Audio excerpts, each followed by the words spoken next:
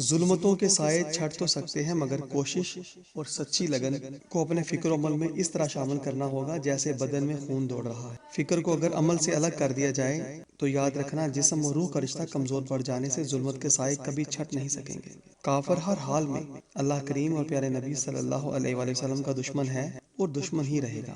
شریعت کی پاسداری اور سنت رسول کا دشمن ہے، احکام الہی کا دشمن ہے، اسلام کی وضاحت کا دشمن ہے، تہذیب و تمدن فکر و عمل کا دشمن ہے۔ یہی وجہ ہے کہ یہ مسلمان کا کبھی بھی خیر خواہ ہو ہی نہیں سکتا۔ لہٰذا اس ملعون کے ہر فریب سے ہمیں باخبر رہنا چاہیے، اپنی نسلوں کو ایمان کی روشنی سے روشن کرنا چاہیے، اللہ کریم کے احکامات کی پاسداری اور نبی پاک صلی اللہ علیہ وآلہ وسلم کی فرما برداری ہی اصل ہماری زندگی کا نصب العین ہونا چاہیے۔ یا اللہ کریم امت مسلمہ کو پیارے نبی صلی اللہ علیہ وآلہ وسلم کی تعلیمات پر عمل کرنے والا بنا دے، آمین یا رب العالمین۔ خوش رہو، آباد رہو، جہاں بھی رہو سلامت رہو۔ خوش رہو، آباد رہو، جہاں رہو سلامت رہو، مرنا تو پھر بھی پڑے گا ایک دن، باخبر بس اس سے رہو۔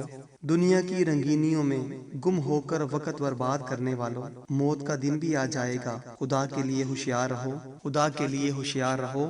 صحت جو رب نے دی تجھے نعمت عظیم جان سے، صحت جو رب نے دی تجھے نعمت عظیم جان سے، ہر حال میں شکر اپنے خدا کا تم کرتے رہو۔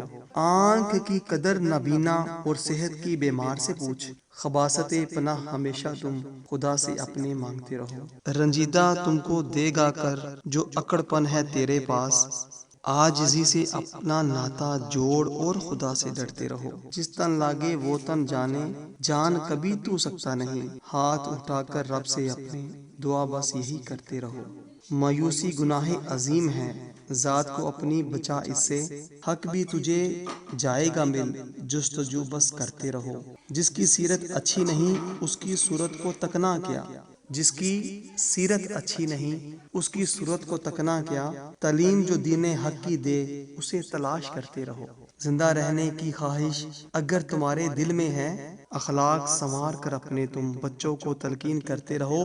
کامیابی جو چاہتے ہو دنیا میں تمہیں جائے مل، صبر کا دامن تھام کر اپنی زندگی بسر کرتے رہو۔